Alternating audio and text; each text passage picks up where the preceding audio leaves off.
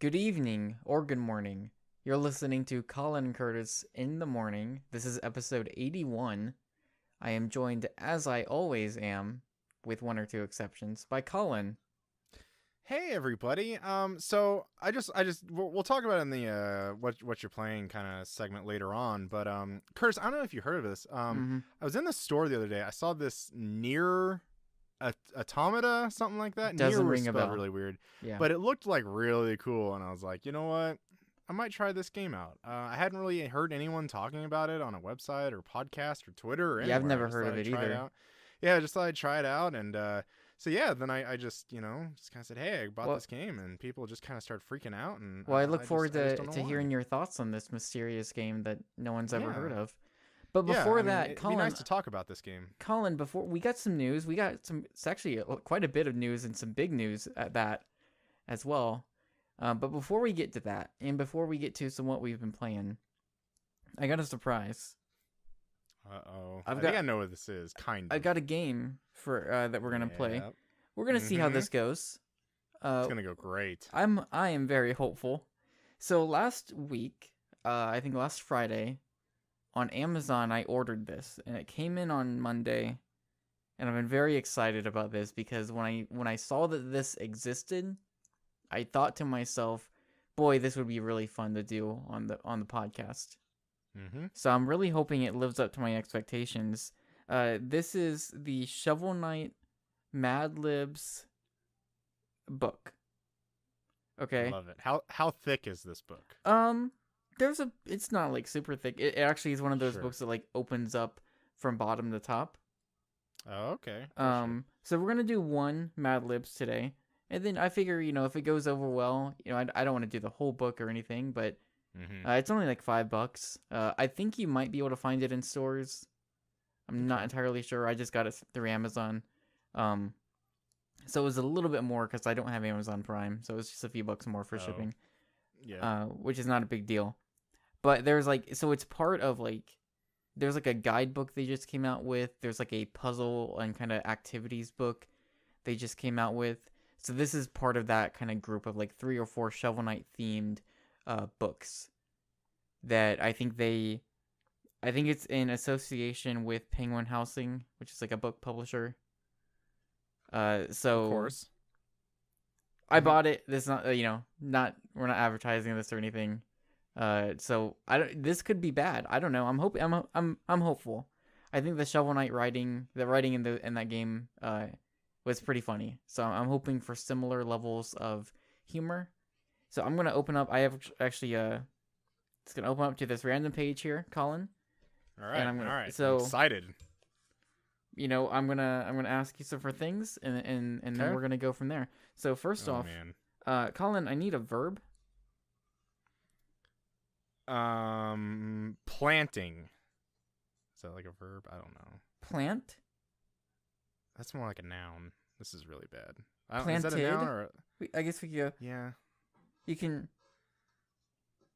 You know what? Okay, in the context of this sentence, I think we can do this. I think we can use plant. Like you plant something. That is an act of doing things. I need a plural noun.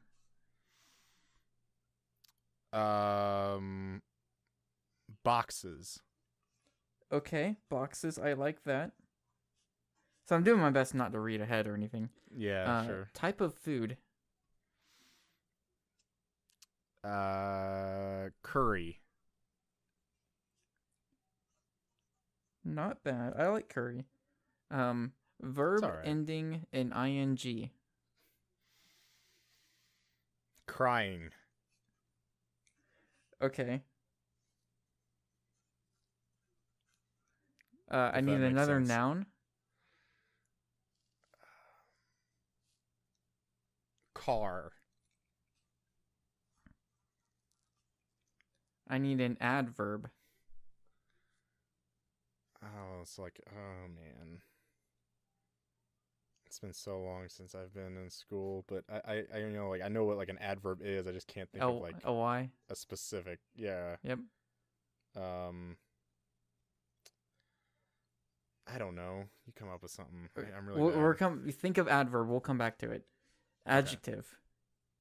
I'm putting you on the spot, so some of this can be kind of hard to come up with. Yeah. Correctly. Adjective. Like bright. Okay. Another noun. I need two nouns. Give me one. Give me two different nouns. Cards or card. I don't know. Card. Okay. Okay, and table. Not bad. Not bad. Adjective.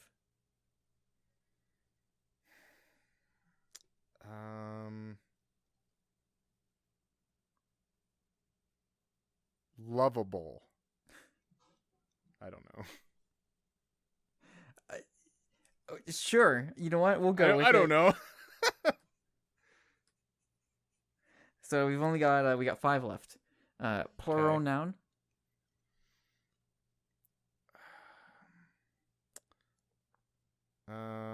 Controllers.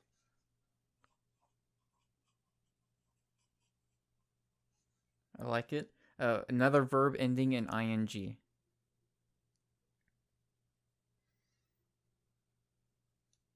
Opening.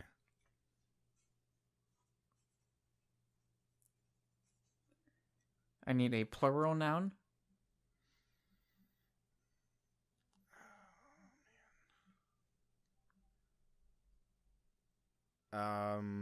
Jackets. Okay, and then Collin, I need to remind you of this just beforehand, but this is a family-friendly podcast, but I do need a part of the body.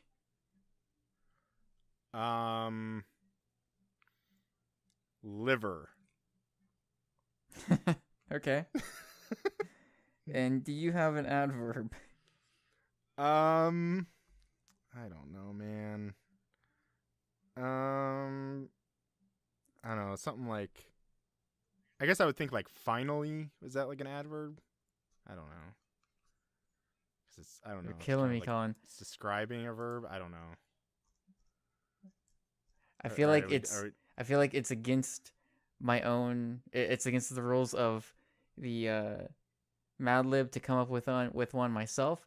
So what I'm doing is I am pulling up a huge list of adverbs, and I'm just going to find the very first one that pops out to me. Okay, it's probably something with an A, I would assume, or something. I don't know. You're just gonna scroll down this list, and we're gonna put quaintly. Okay, all right, I like it. This is pretty sad that I can't come up with like an adverb. Well, you know, I won't hold it against you. I'm not saying others won't, but yeah. Oh yeah. This is gonna go over really well. Okay, so here we go. I hope this works out. So the one that we just did is titled "What Your Shovel Blade Can Do for You." Okay. Are you ready? I'm so ready. Okay. I'm gonna read it, and we're gonna see. We're gonna use the words you gave me and the words that the one word that Google gave me, and we'll see how this goes. Okay. Okay. Here's a top 10 list of things you can plant with your shovel blade when you're playing Shovel Knight. 1. Slash boxes while standing or running near them. 2. Okay.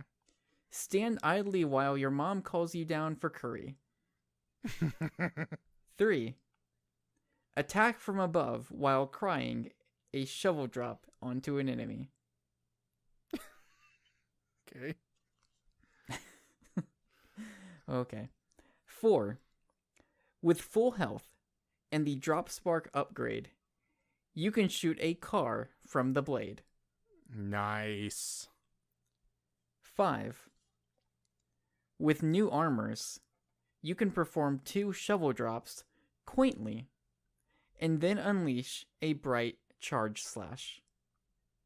Okay. Number 6. Show your shovel card to your beloved. Shield table. Okay. All right. Number 7. Admire how pretty and lovable your shovel blade is. Yes. I mean, yeah, that works. As always. Yeah. As always. Number 8. Dig up controllers from the ground. Number 9. When opening up a ladder, slash right or left at your jackets. Okay. Number 10. Hold it high good. over your liver to declare victory. So, so that All right. that was All one right. of many Mad Libs possible in that Shovel Knight Mad Libs book. I bought it. Good. I bought it off Amazon. It was like $5. Yeah. There's some other like Shovel Knight themed stuff. I really Mhm. like Shovel Knight a lot. So I was like, you know what, Yeah.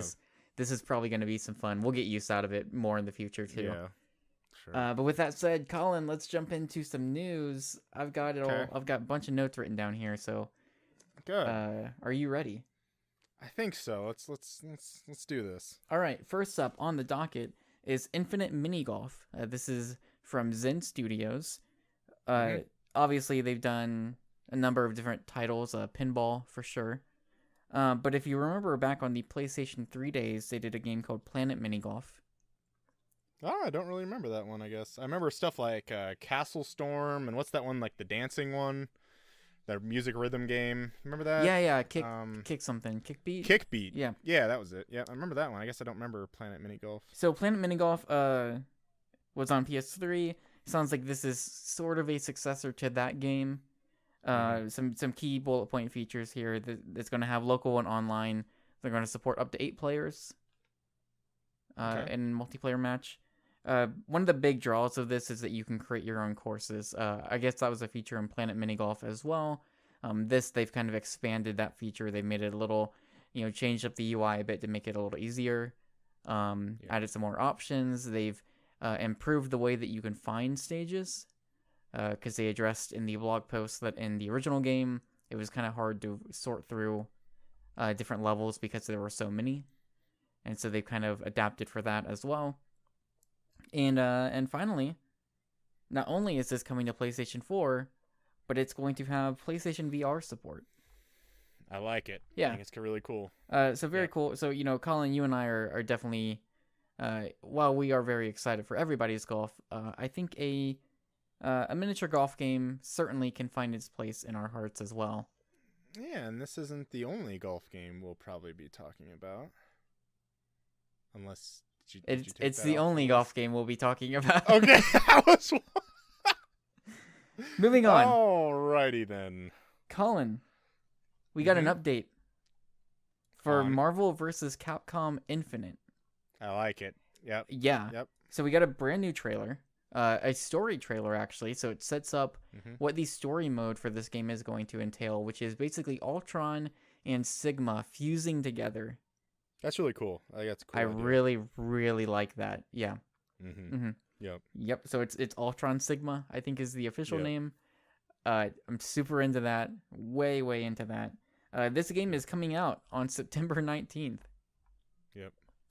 And even today, as of recording this, I don't know if you saw, but we actually got some more gameplay. We did get more gameplay. So we got a little bit this week. I'm gonna read through some other little bullet point things I have written down for this game, and then maybe we'll talk about it. So, in addition to the story mode, there's also going to be an arcade mode. There's training. There's missions. There's some multiplayer modes as well. They announced like 8 new characters. So that entails Ultron, Hulk, Thor, Hawkeye, Rocket Raccoon, Chun-Li, Strider, and Chris Redfield. Specifically, the RE5 design of Chris Redfield. So there's 3 different versions of the game. So they're the standard, regular version, $60. If you pre-order it, you get Evil Ryu and Warrior Thor. Pretty sure those are just costumes. I think. Oh, okay, yeah. Maybe? I would assume so. Oh, yeah, it says premium costumes. Okay. Yeah. The deluxe version, which I think is $80. Deluxe edition is $89.99. $90. So you also get those two. You get everything in the standard version. Evil Ryu, Warrior Thor. You're also going to get Gladiator Hulk and Command Mission X, which is Mega Man, just from the Command Mission Oh, okay. series. I wasn't sure what that was. And then also the 2017 Character Pass, which includes, I think the first one is Ultron Sigma. I don't remember. No, it's going to have 6 post-launch characters, and they say the first one is just going to be Sigma. That's what it was. I don't think it's Ultron. Yes. I don't think it's Ultron Sigma. It's just like Sigma by himself, and then Ultron by himself is also in the game. Right. So maybe down the line, maybe they put an Ultron Sigma at the end. I don't know. Well, Ultron Sigma might even just be in the game, period. Yeah, just maybe as just the final boss by himself. And then you get him. Know. Yeah. And then the collector's version, which is close to $200, if not $200. Yeah, it's $199.99. Okay. That has You're buying this, I know. everything from standard and deluxe version. You also get 4 interlocking dioramas. So it's 4 different characters. It is Mega Man X, Chun-Li, Iron Man, and Captain Marvel. And then, not only that, you're also getting a nice little box with LED-powered Infinity Stones. All of them. Heck yeah. So watch out, Thanos. Yeah, exactly. Now everyone's going to have the Now we all have them. Stones. Yeah. So yeah, it's I really like Marvel vs. Capcom. I think a lot of people do. I bought the collector's edition of 3, played it quite a bit the first couple weeks and kind of dropped off on it. I'm excited. Go ahead. Oh, I'm sorry to interrupt. I was just gonna ask what did the collector's edition of 3 come with? It was like a steel book and some other things. It wasn't anything too. It was only like $70 or something. Oh, okay. So it was kind of. Gotcha. I mean, even then, it was kind of before these collector's editions have gotten outlandish, with a couple exceptions. So it wasn't anything too crazy. I did like that game. I just kind of fell off on it. I'm excited for this. If I get it, I'll probably just get the regular version.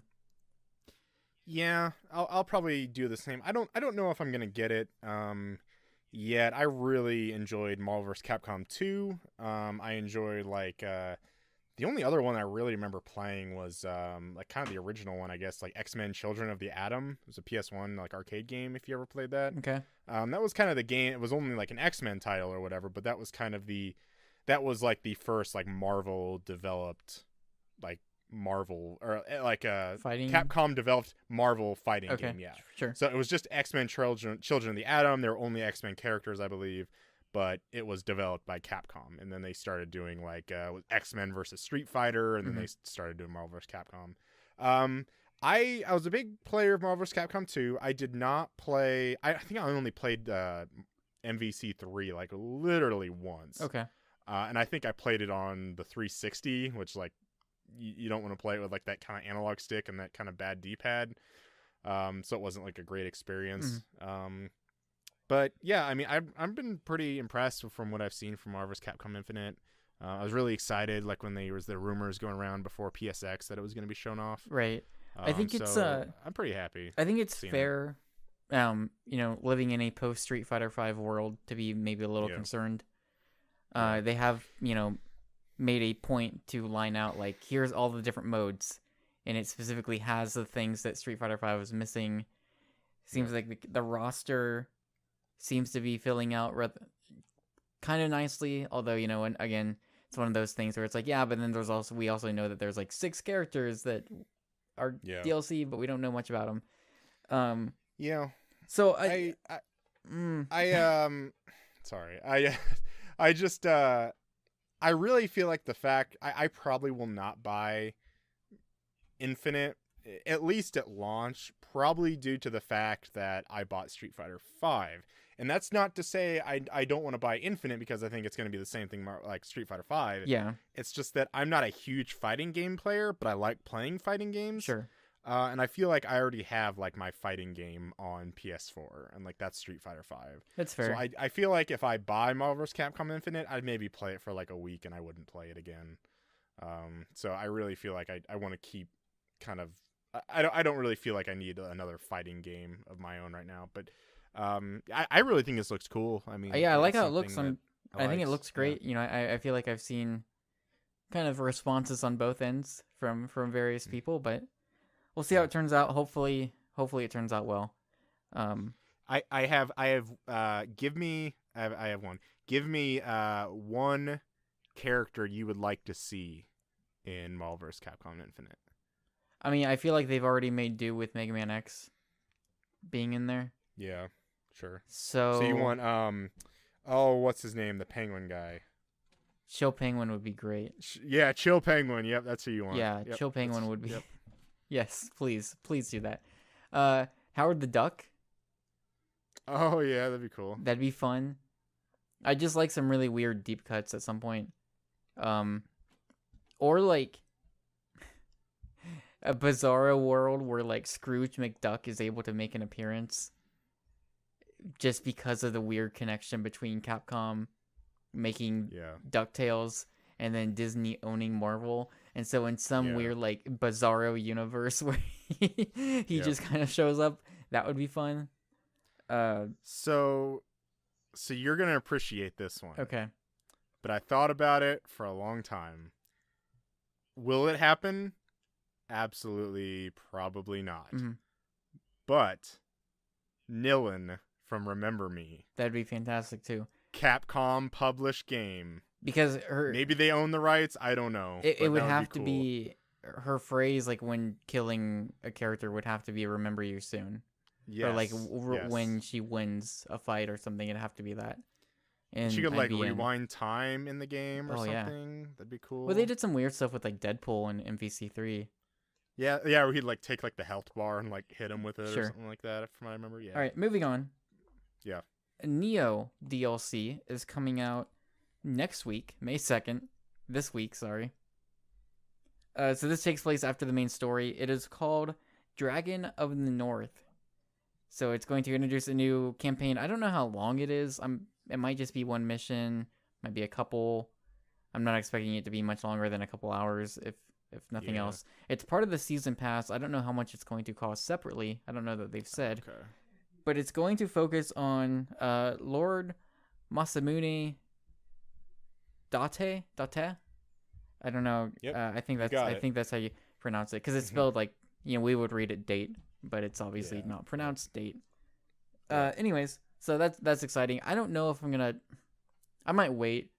I might wait to see how the season pass for that pans out. I really, really like Nioh, but I'm not like itching to get back into it just yet. So yeah, and I also saw later on in the blog post talks about introducing a long-awaited PvP. Yep. Yeah, that is also coming. So that'd be cool. That's cool. Yeah, because I don't think that game had PvP at launch. So yeah. Human Fall Flat. This game's coming to PS4 on May 9th. You know what this game reminds me of just visually? And the character specifically that you were controlling? This reminded me a lot of Gang Beasts. Yeah, and I'm not sure if there's any connection, because the character is like the characters from Gang Beast. And the way it moves and everything is like identical. So I don't know if maybe some of the same people. It's almost like, I feel like it's probably at least some of the same people, or maybe their buddies or some, I don't know, because it's so similar that it's like, okay, that's kind of weird. But this is it's a single or cooperative physics puzzle game. Also, if you pre-order, you get a free copy of Manual Samuel, which we talked about sometime last year on the podcast. Yep. Did you watch the trailer for this? Yeah, I watched a little bit, I think, the other day. I'm watching it right now. I don't know. I think it'd be kind of fun. Just kind of gives you like an open area and just solving a bunch of puzzles with physics and stuff like that. This seems like if you're not playing it cooperatively, like, you're missing out. Like, it really seems like I could see that. The kind of game that you need to play with a buddy, like right next to you. Sure. It looks like a blast that way. Sure. Yep. Yeah, I don't know. It looks like a lot of fun, but I wouldn't want to play it without somebody right next to me or something, playing alongside and like trolling me or whatever. Mm-hmm. Danger Zone. This is also coming to PS4 sometime in May. It's gonna be about $13 when it launches. So this is from Three Fields Entertainment. There's some ex-Burnout developers. And it basically just looks like the Crash mode in Burnout. Yeah. Kind of fleshed out into a fuller game. And so there's no multiplayer at launch, which is kind of a bummer. But apparently there's like an extensive story mode and some other modes involved. So that's cool. I don't know. I'll just, maybe I'll pick it up on a whim, but Burnout's great. Never really. Yeah, see, that's the thing. I don't think I've ever really played Burnout. Okay. Yeah, I don't think I've really ever played that game, any of them. Really? So yeah, like Paradise or whatever all the other ones were. Yeah. I don't believe I ever played any of those. They're great. Some better than others, but yeah, it's one of the better modes from Burnout. Just kind of fleshed out into its own thing. So it's cool. It's cool to see them kind of go out and do their own thing and kind of bring it back in this way. Sure. So very cool. Night Trap. This is also really Everyone's interesting. favorite. So Night Trap was an FMV game released a long time ago. They're bringing it back. They're porting it to PS4 this spring. Limited Run Games is doing like a limited run of it physically as well. This kind of comes after we just got Late Shift, which is another FMV game that came out on PS4 like a week or two ago. And then the people who made the developers of Late Shift also put out an FMV game around like September of last year called The Bunker. Yeah. So it's kind of like coming after like those two, and I think there's been a couple others that have released maybe on PC recently, and so it's interesting to see this game get brought back after some newer FMV games have been released, which is interesting. Like I've never played Night Trap. I've heard it referenced a lot. Yep. So this I might end up giving this a shot or checking it out because I would like to know what it's all about. Yeah, it's it's kind of like looks very corny kind of thing. I think it'd be kind of funny. Well, I think that's the charm. The FMV games. Yeah. Sorry. Yeah, it's not like I'm not thinking it's like this movie masterpiece or anything. Mm-hmm. Like that's kind of what made it appealing. Yeah. I don't know. I think it's cool they're bringing it back though. It's kind of something that a lot of people always talk about, but yeah, maybe people can give it a shot now. Yep. So that's cool. Brawlhalla is coming to PS4 this summer. So this one's interesting. This game's been around for like a while. I feel like I hear the name Brawlhalla get brought up every once in a while. Because I think it might already be out on Xbox One. I don't know that for sure. There's a closed beta coming up on PS4. We'll have a link in the show notes where you can subscribe or sign up for it. So this is it's a 2D hand-drawn fighter. It's basically Smash Brothers. Yeah, you can say. Without like licensed characters. So they've got Vikings, ninjas, aliens, pirates, cowboys, and more. So yeah, that's I think just saying it's a 2D like hand-drawn art. So like I think it looks nice visually, but it's the same kind of style of fighter as a Smash Brothers would be. And they talk, and so like that in and of itself I think says all you really need to know. One other little anecdote they had at the bottom of the post on the PlayStation blog, which I thought was interesting, is apparently there's a bit of an esports scene around this game already. In Atlanta, the trailer showed that too. In Atlanta this year, I think this summer, will be their second annual Brawlhalla World Championship. So bring it to Evo. Yeah, so I guess it's not a real game until it's I guess this is a real thing. So that's interesting. That's kind of cool. Yeah. I think that and Rocket League has been the other recent esports success story. Mm-hmm. So it's cool to see that kind of stuff get off the ground, especially when it's from a smaller developer. Yeah, definitely. Yep. Moving on. Shin Yomawari. That sounds familiar. So this is a sequel to Yomawari Night Alone. This was announced this past week. It's been kind of I was actually surprised how quickly we got a localization announcement for this. Because it showed up in... I don't think it was Famitsu. It was a Japanese magazine, gaming magazine, which it showed up in. And there were some scans floating around that I saw. And it was like, immediately you knew. It's like, it's a sequel to Yomawari Night Alone, which was out on the Vita last October. Really, really like that game a lot. It's published by NIS America over here. Big fan of that game. So this is a sequel. Doesn't seem evident if it's connected to the first game at all. The premise is kind of similar, where it is based around two sisters, or might be two friends this time. But basically, two young girls who get separated, and so you're trying to find each other again, and some nightmarish things happen in between. But in addition to Vita, this is also coming to PlayStation 4. And NIS America came out and said, hey, we're bringing it over, and we're bringing it over as soon as this fall, which is pretty cool. Good. So that was actually, usually for NIS games when they're localizing it, sometimes, you wait a month or two before they're like, yep, no, we're localizing it. But this was pretty quick, which was nice to see. Yeah. So excited for this. Excited that it's on PS4. It looks really nice. I don't know if you looked at the screenshots. I'm looking at one right now. Yep. Looks pretty nice. I got some bad news for you, though. Oh, Curtis. Well, good and bad, I guess. Okay. So, Resident Evil 7. It's a good game. It is a great game. We've talked about it extensively on this podcast. And how long was it a podcast? Was that like 3 hours? Yeah, we spent a long time talking about that game. I was trying to remember that the other day, how long that spoiler cast was. So, a long one. Without saying too much, just in case you're listening to this and haven't played that game, basically, and I guess at this point you may have been spoiled on it by the official Capcom Twitter account. Regardless, we won't say it here.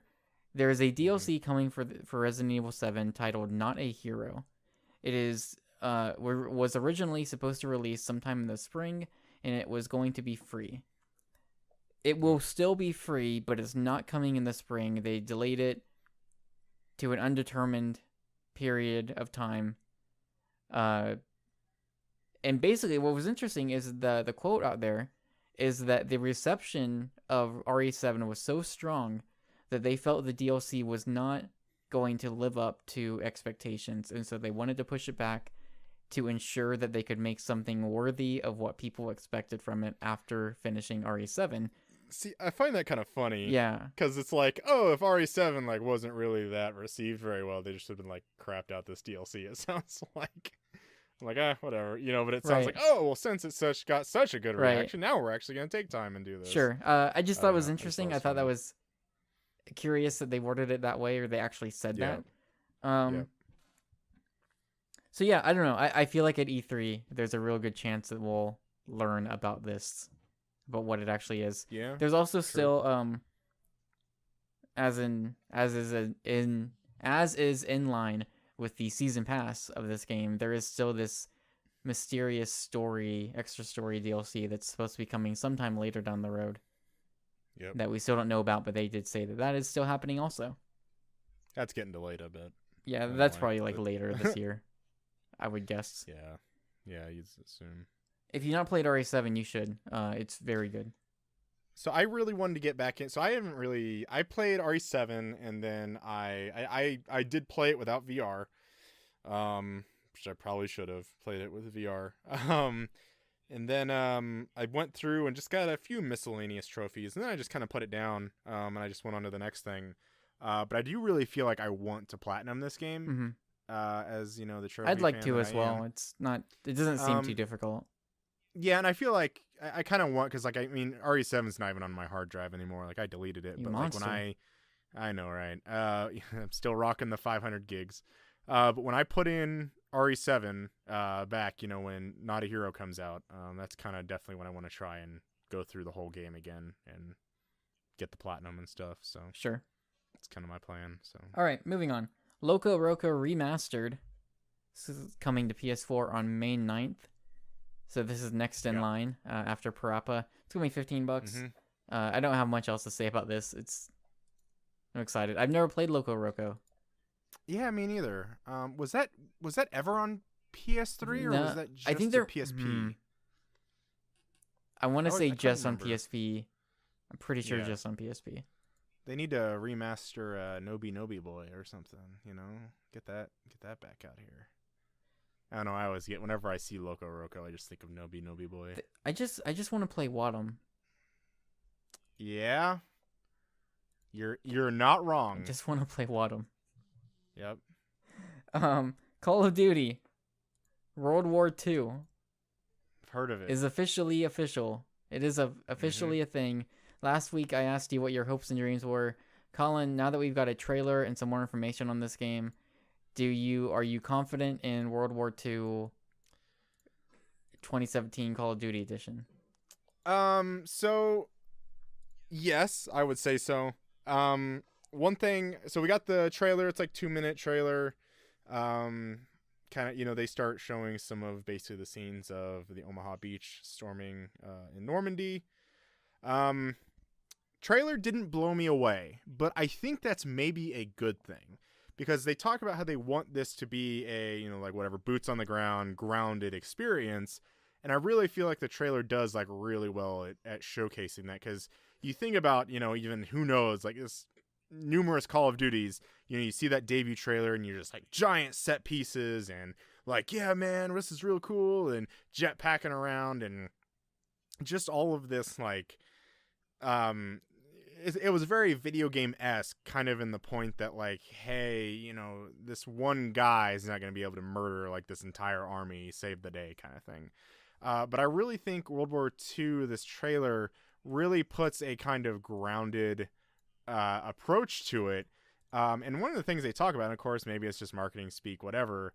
But they were, I can't remember if it was in the blog post that they mentioned it, or was an interview that I read somewhere, that basically like the quote was that you're playing as a 19-year-old kid from Texas. I think they mentioned a little bit of that in the trailer, but almost to the fact that like you're not going to be this like super soldier that goes in and just starts taking down all these regimes and stuff. Like the quote was something of the fact that you're not going to do something that a 19-year-old kid, yeah, well, there's like, that, there's also they talked a little bit about this on the blog post on the PlayStation blog, about how it is a story definitely focusing on one specific group and character, but like there's also, you're going to notice a diverse cast having their part in the war, and going, like, it's focusing on kind of the later couple years of the war, but it does go back at certain points to earlier years where it kind of sets the stage.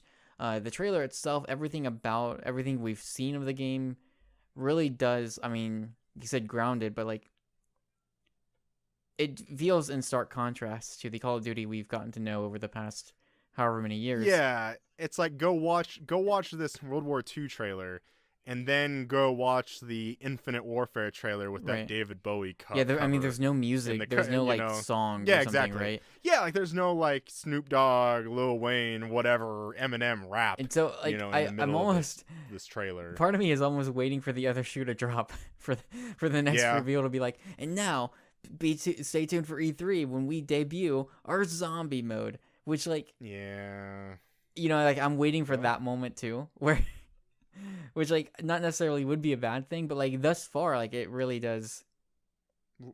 What do you mean about zombie mode? I just it's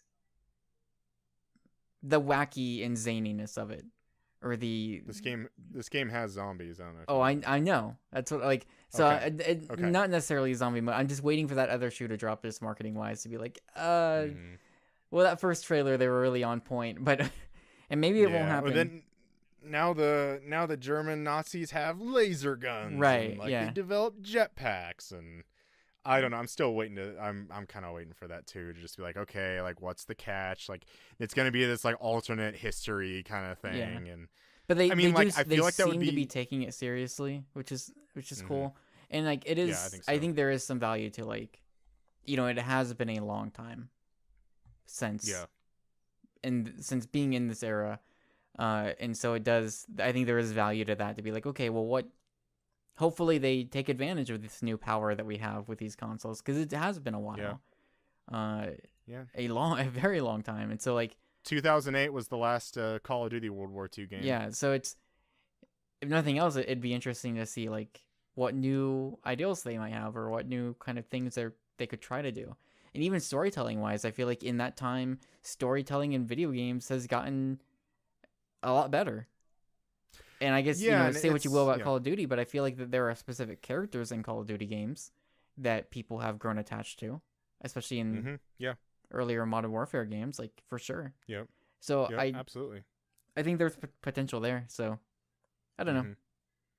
Yeah, I almost didn't want to kind of go over it again, but it's kind of like what I was saying last week. If they go for that Saving Private Ryan, Band of Brothers kind of experience, I think that'd be really cool. And we didn't, we see the,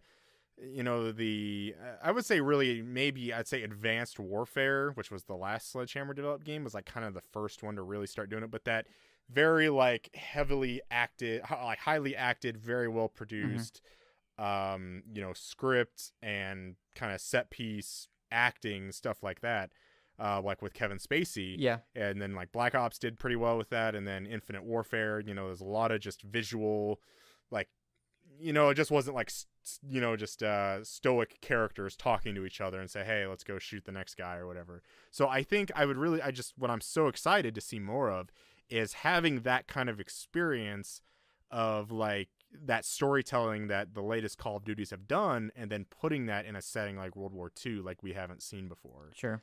That's the big thing I'm really looking forward to. And halfway through the Sony press conference, we're gonna get probably the full gameplay reveal of this game. So at one press conference, I guess I guess Sony has been. Oh, it'll be at Sony. Yeah. Yeah. Black Ops 3 and Infinite Warfare were both at Sony, and they got all the private beta sign up for the stuff. I will say this: I did go pre-order Call of Duty World War II at GameStop about 3 hours after this was announced. Yeah. Because if you went and pre-ordered it, they gave you a hat that says Call of Duty World War II and it says Sledgehammer Games on the front.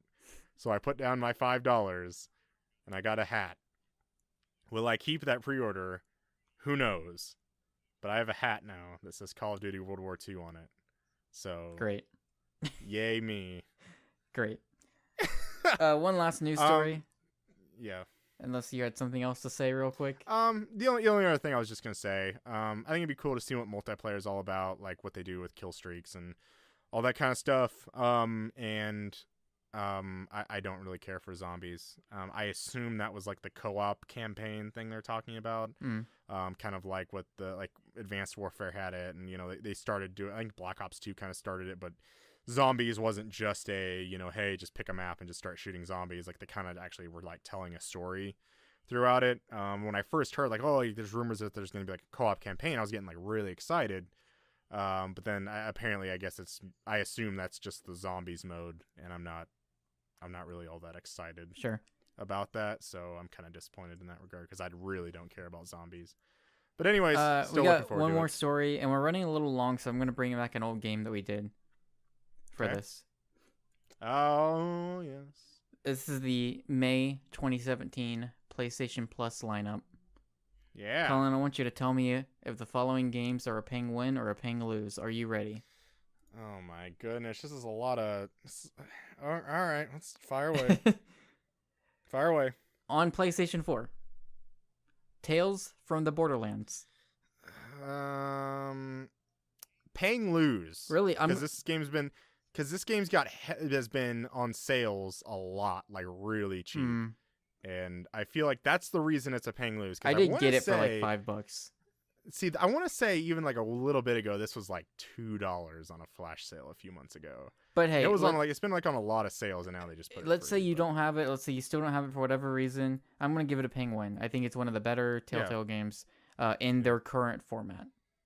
So I do have to interject here. I'm really sorry. I know we're running long, but it's all just falling right into my plan, Curtis.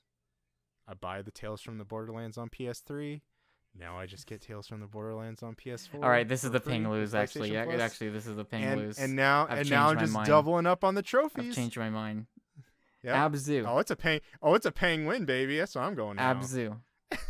Absolutely 2 thumbs up. Paying win. That's also a ping win.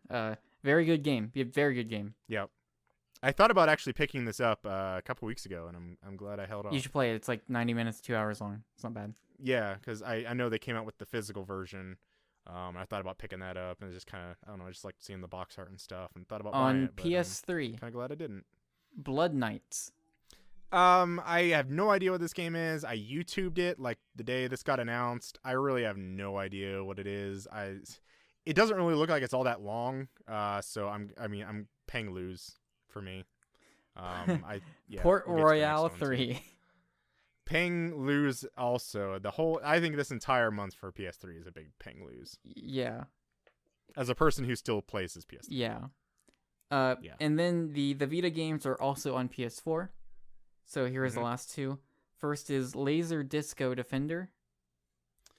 I never played that. I heard somewhat good things about it. I'd go with a Penguin. I think that looks like a good game that would be good on the OLED screen of a PlayStation 3G Game Changer Vita. Okay. And then Typewriter is the final game.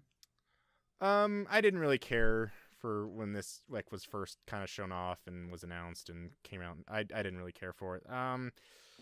I think there could have been maybe a more high-profile game, maybe a Penglose, I guess. I don't know. I don't want to insult it. I haven't played it. You know what it is? Yeah, so. That's the trouble with these games is you. So that's the thing. I haven't played any of these games. It's a reaction to the game, not the developer. I know.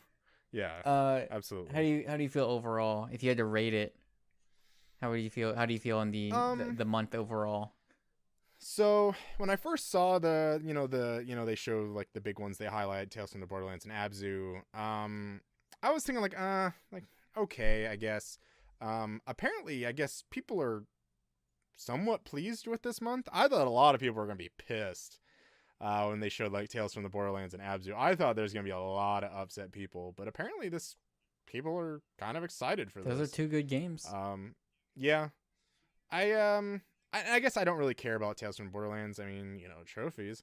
But I never really got attached to Borderlands. But I mean, I think the Telltale style, I'll kind of play mostly anything with theirs. Well, it helps. I think Tales from the Borderlands is probably one of the more well-liked Telltale games recently. Sure.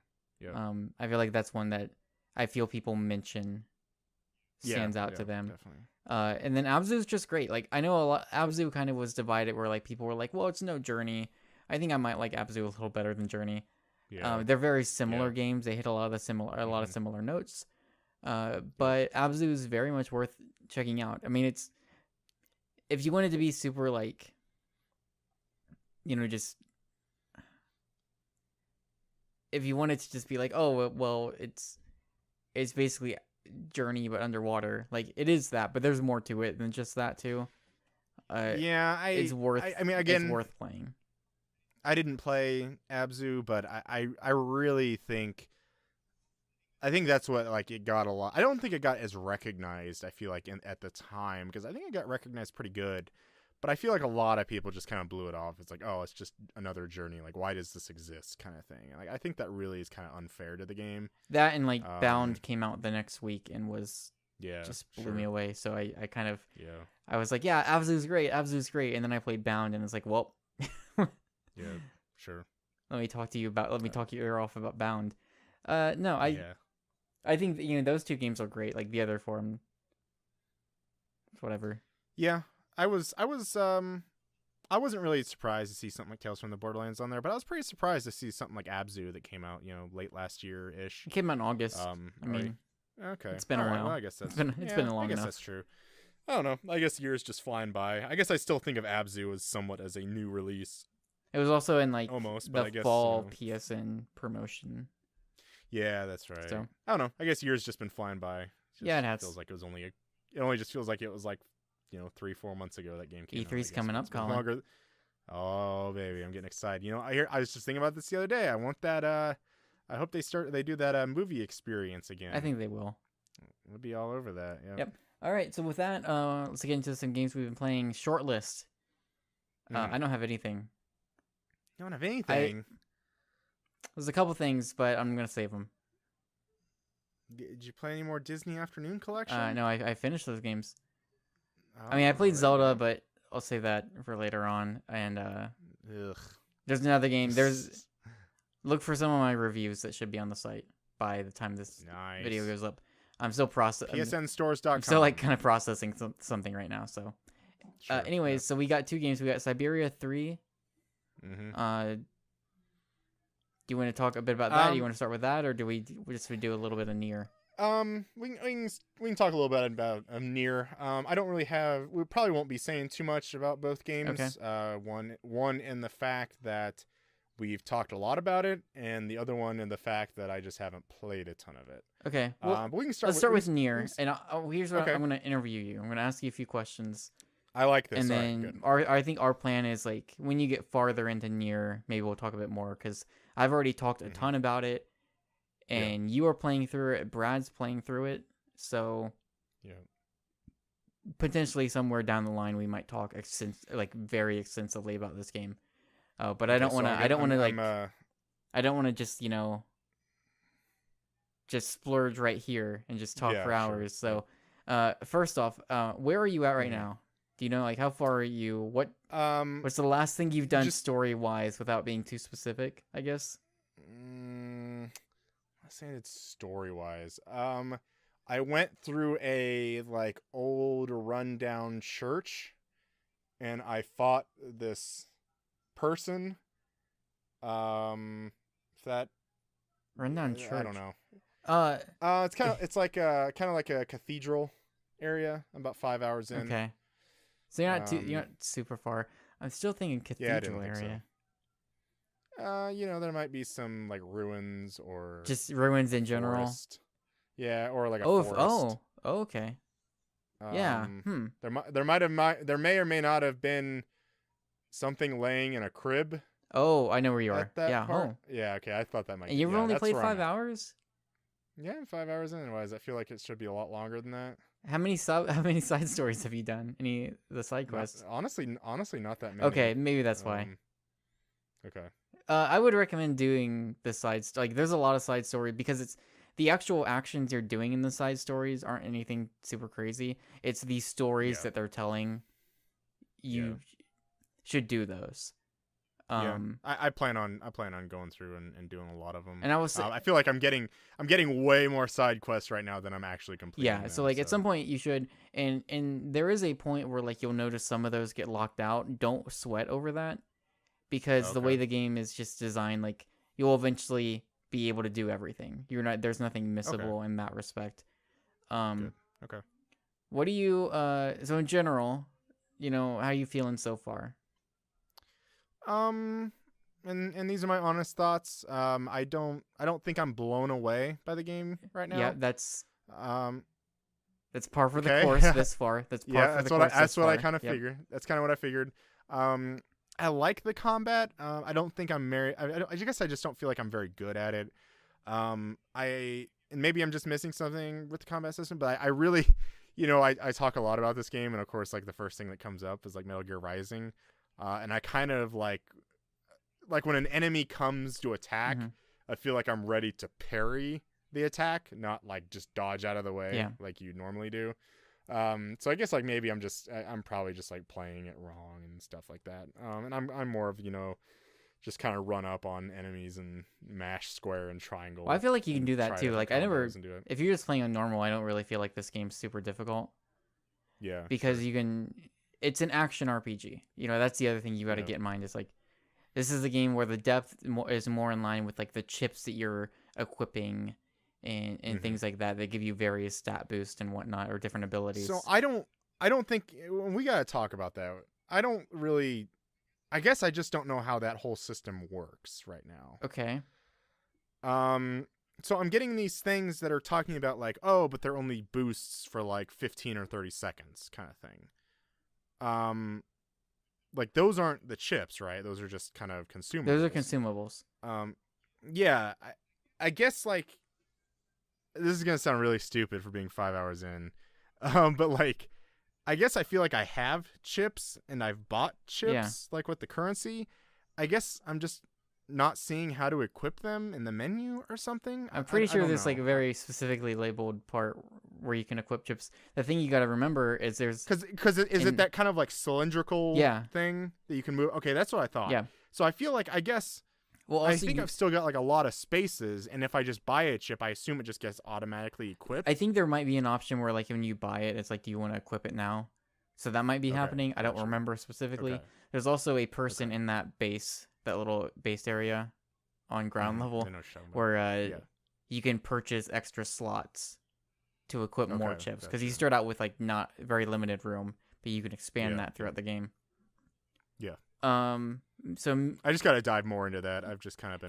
This is like a 25-30 hour game too, so you're still early on even. Yeah.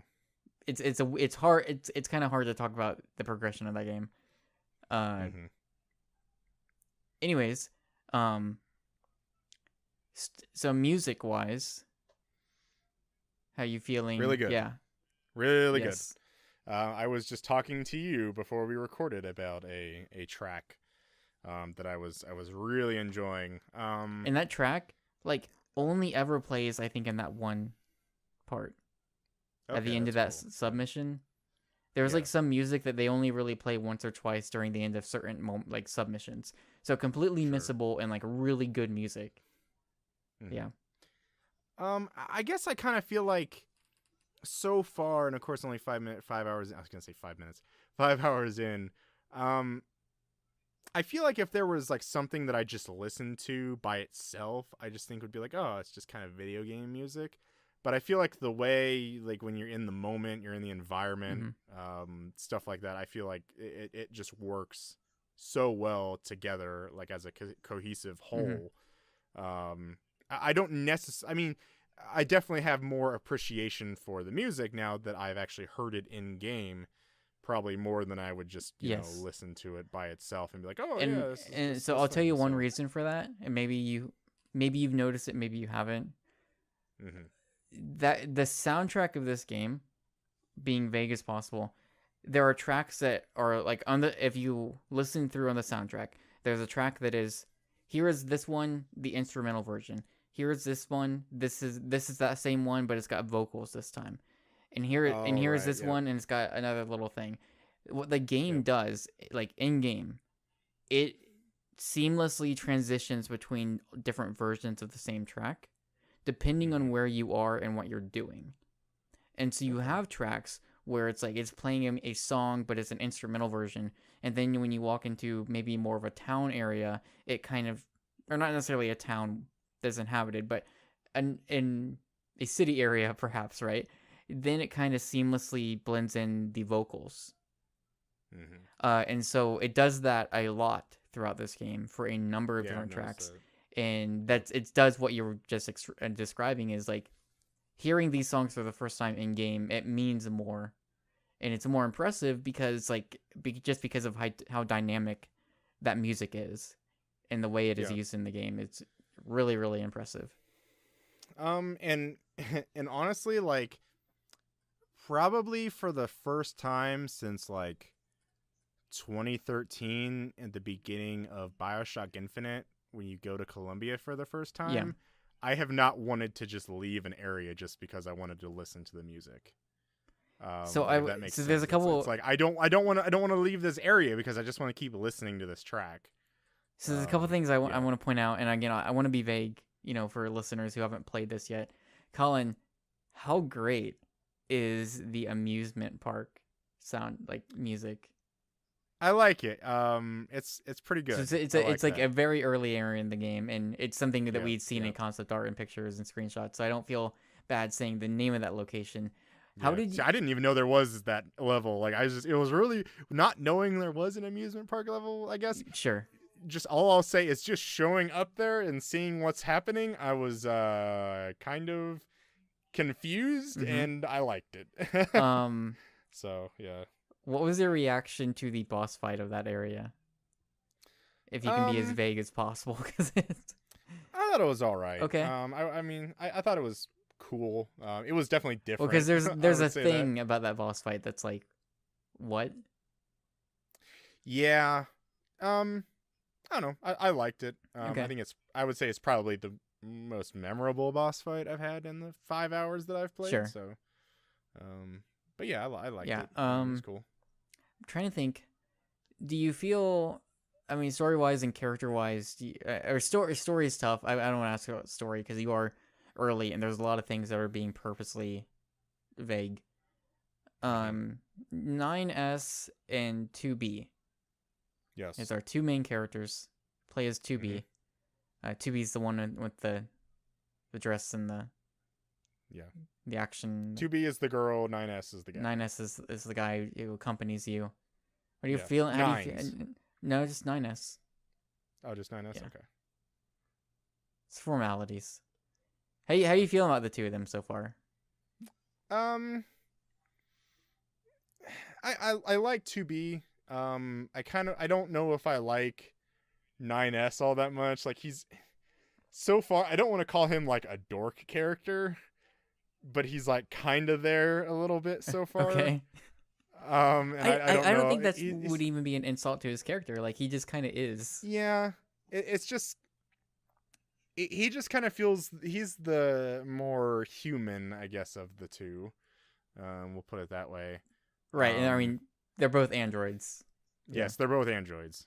It's yes. part of the premise of this game. Yes. So yeah, I'm ready for, I guess, more of their camaraderie, I guess. Okay. I'm ready for more of like a deeper dive. I don't think this game's gonna get into anything like, oh, it's like their relationship on the battlefield, like not in like a love interest kind of way, but like can love truly bloom on the battlefield. Can love truly bloom on the battlefield. Getting like Metal Gear Solid 3 talk right here now. But yeah, I'm looking forward to seeing more of what happens to these characters. It does a really good job of introducing a lot of just different characters. Mm-hmm.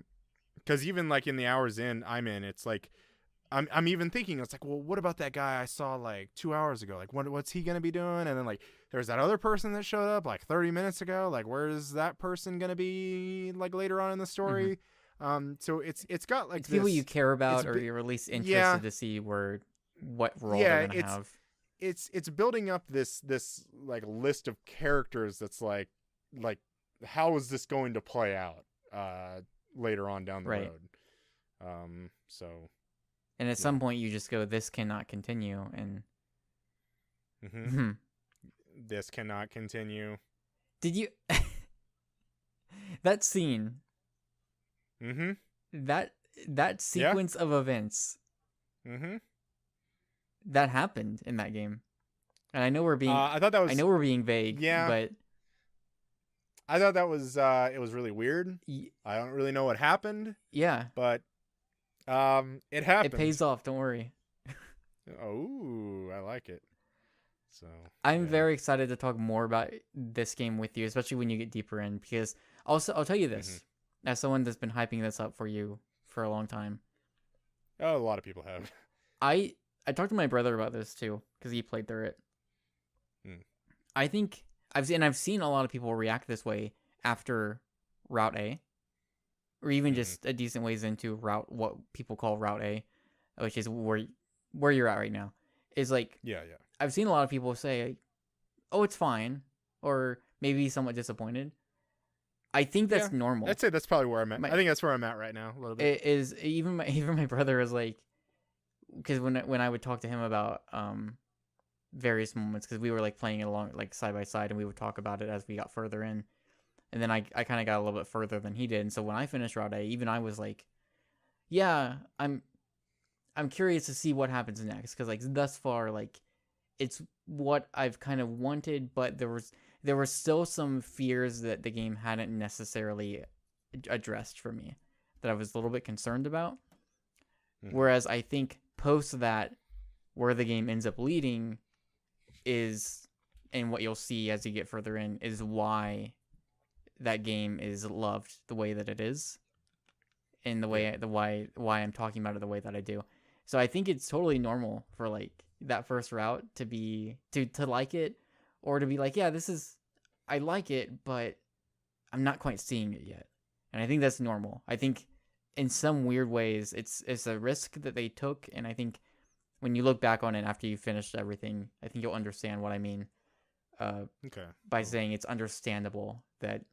Yeah, that's the response. That's kind of what I thought. Getting, but but I think it's important that like if you are someone who like if you're listening to this and you go out and you pick NieR Automata after all the praise that like the positive word of mouth, I think it's important to know that like even if you get through Route A and you're like okay, but I'm not seeing it yet. Like I'm not seeing this like Game of the Year material stuff right now. Yeah. Keep going. Don't stop there. Keep going. It's important that you keep going. Well, I will definitely be doing Yes. that through the different routes and stuff. So I almost just like wish I could get through this game faster. It's like yeah, I feel like I've been playing for like 4.5 hours, and then it's like, oh, like I only played for like 2, and you're like, oh man. So like, I'd also it's say gonna like, be a long one. I'm anxiously looking forward to talking about this more with you in depth. But also like take your time. I do think you don't have to do every single side mission, but there are definitely certain ones that I think are important to see. Because there are definitely moments, like the ending of certain side missions are moments that I remember of being like, oh wow, that really took me by surprise, or that really that's really stuck with me even months later. So not that you necessarily have to do every single thing, but I do think it's important to go through and make sure that you're doing a good amount of side stuff, because there are characters that you won't really interact with outside of side missions that are really cool, and like they're characters you should meet. The karate master that Brad and I have talked about in our G chat. Oh, I think I ran into that. Yeah, person. you should continue doing that because it's really good. Okay. Father something. I think. Father. Master. Father Servo or something. Yeah. What was I gonna say? I was gonna mention something. But the other thing I was gonna mention, I guess, with the side quest, we were talking. And maybe this changes down the road, but one thing I kind of appreciate with the side quest is it kind of almost like tells you like almost like blatantly like what to do to me. It's not like very obscure like I feel like other games usually do, like with their side quests. They're pretty straight to the point. Oh, yeah, like they're very straight to the point. They're like, okay, go talk to this person, go find this, go that. And usually a lot of, one thing that definitely I'm getting to that I really appreciate though, and I really feel like it almost like respects your time, is that like, I have that mini map at the bottom right, and like there are just so many like red dots all over that thing that's basically like, hey, here's like all of these side quests, like whatever you want to go do next, like just go run off to this area and just do side quests. It's not like, well, you're just running around the world trying to find side quests to do. It's like, no, like here's are like all of the points of interest for your side quest, and then you have like this really big diamond that's like, hey, this is where you continue the story kind of thing.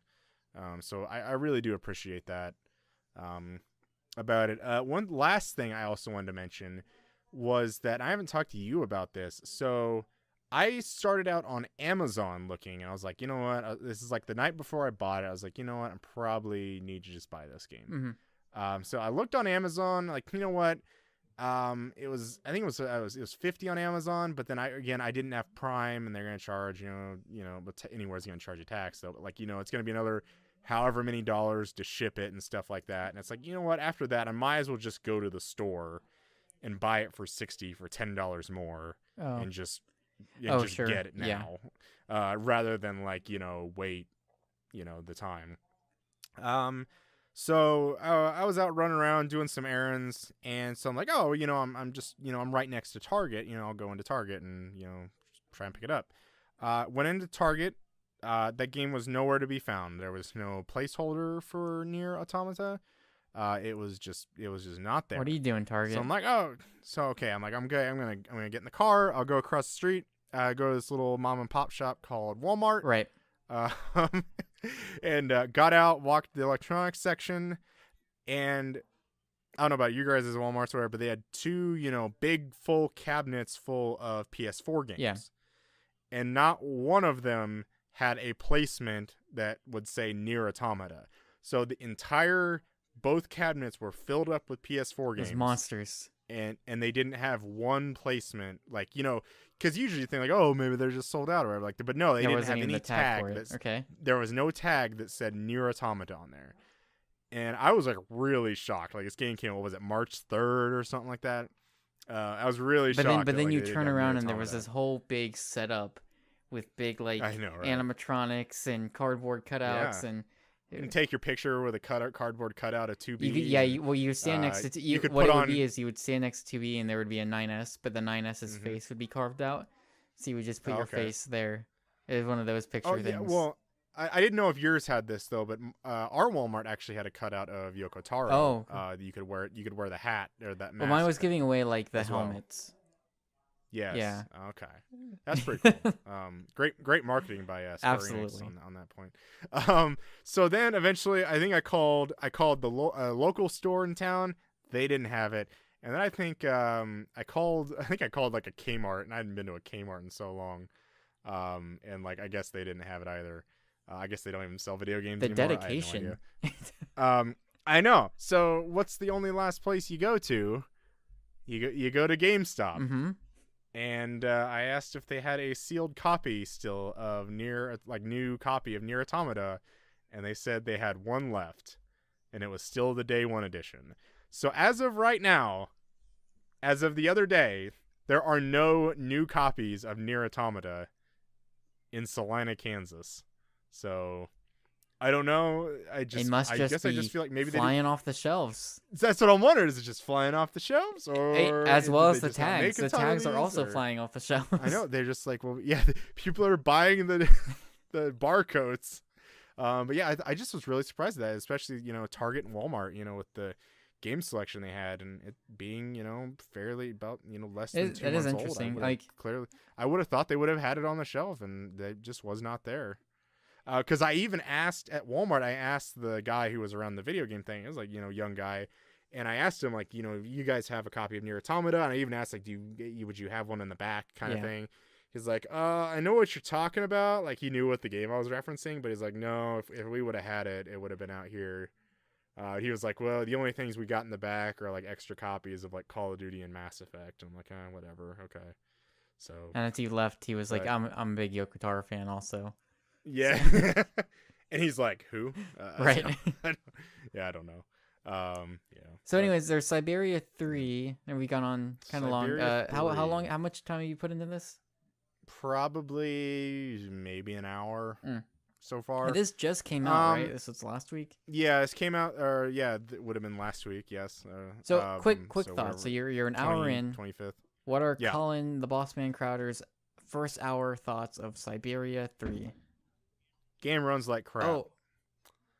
No. It chugs a lot. Oh.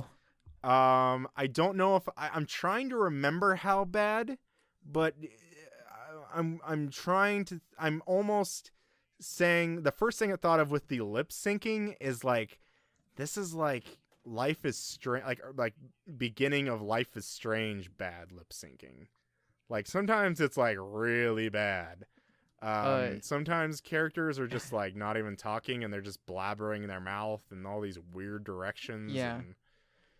And, so would you also you said it runs bad, like frame rate bad? Is that what we're talking? Yeah, just like frame rate bad. Oh. Just chugging. running around the area. It's chugging a lot. You made a comment to me a couple weeks ago when we were talking about this game because you really liked Syberia 2. No, actually, I did not play the first Syberia 2. you liked. It was the first Syberia. And so you were kind of getting excited for this, and you made a comment. You're like, I wonder how similar to Telltale this game's going to be because it kind of looks like it will be.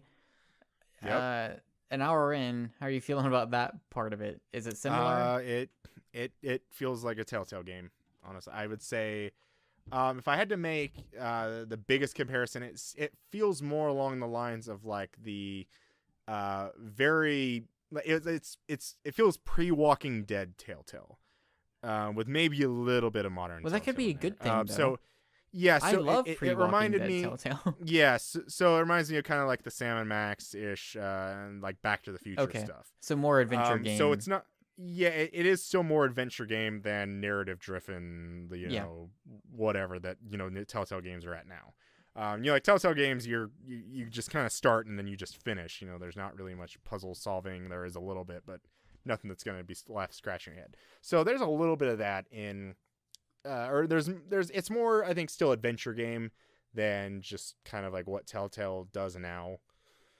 I think some of the puzzles are interesting. Just so far, the characters are just not great.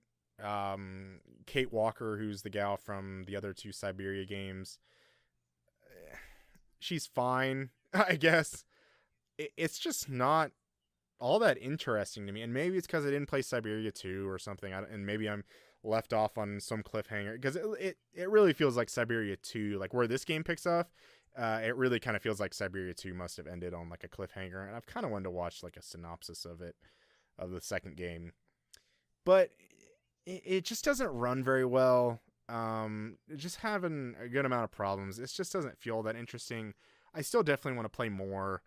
And I guess by the Telltale thing, you walk around, you solve puzzles, but not so much that I remember in the first Syberia, but like you go up and talk to somebody, and then the 4 face buttons pop up, and you have 3 options, and then the 4th one is exit, and then you basically just ask them, you press square, and then they talk about item square, and then they get done talking, and then you have triangle and circle, and then you press triangle, and then you so listen it's just to that the triangle general progression spiel. of like Yeah, like that, yeah.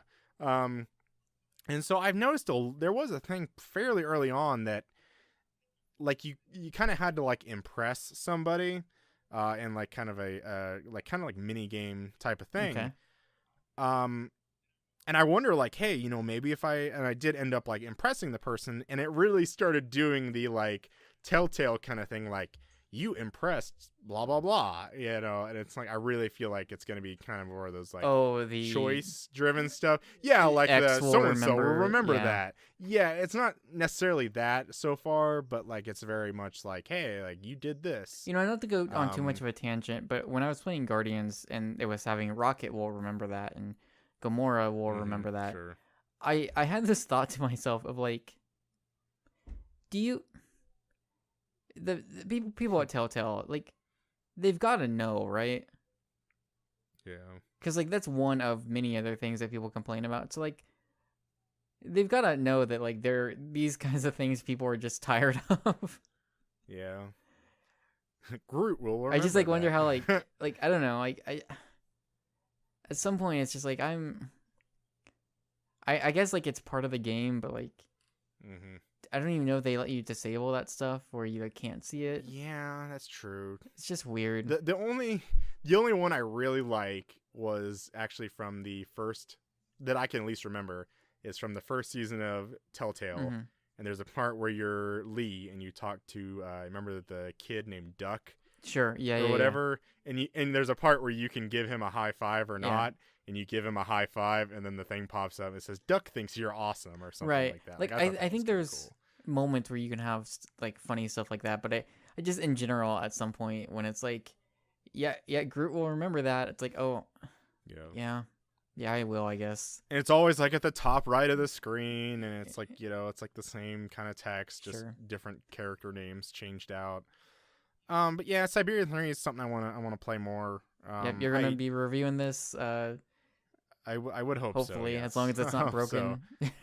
Yeah, it's not broken. It's just kind of a slog to get through right now. That's unfortunate. Do you have any idea how long this might be? I really don't know. Okay. I really don't. From like what I remember, the Syberia first game was kind of long, but that might just be because it was the first playthrough. Taking. It's also it's not like a season of Telltale, so it's not episodic. So sure, if you think of one whole season, package. That's 12-15 hours. And I'm not sure. Again, I'm not sure how much content is fully in the game. But I believe this game retails right now for $40. Okay. And you can buy it on disc. I believe there was a retail version that came out. I feel like $40 is pretty steep for this game so far when I'm playing. At least just with the polish that's on there. Yeah. And what you just kind of expect. I mean, I guess where I'm coming from that is like you look at the Grim Fandango's, Day of the Tentacles, Telltale's, Broken Ages kind of thing. It's like those in games that general aren't price point. Yeah, and it's like those games are usually like 20, 25. They're not like 40. Okay. And like, again, maybe this game completely blows me away. Maybe it's like 40 hours long. Maybe the frame rate is being done on purpose, and then like midway through the game, there's gonna be some major reveal, and you'll be like, "Oh, they were playing me the whole time." Kate Walker walks up to like a water power plant or whatever, and she's like, "Oh, we have to get the power plant working so we can make the frame rate run better." Yes. And then like you do the little thing, and you're like, "Oh, that should." They played you like a fiddle. Like, the game runs. Then the game runs at 60 frames a second, just like that. Yeah. So I think that's gonna do it. But, I look forward to that's more about it. Syberia 3 thoughts from you in the future. Yeah. There was a new story that you missed, Curtis. Okay. A 2B costume is coming to Gravity That's Rush right. 2. Yeah, coming free on May 5th for free. I thought that was really kind of That is cool. I hope that they go the other way around. I hope we get costumes from Gravity Rush and NieR. That would be cool.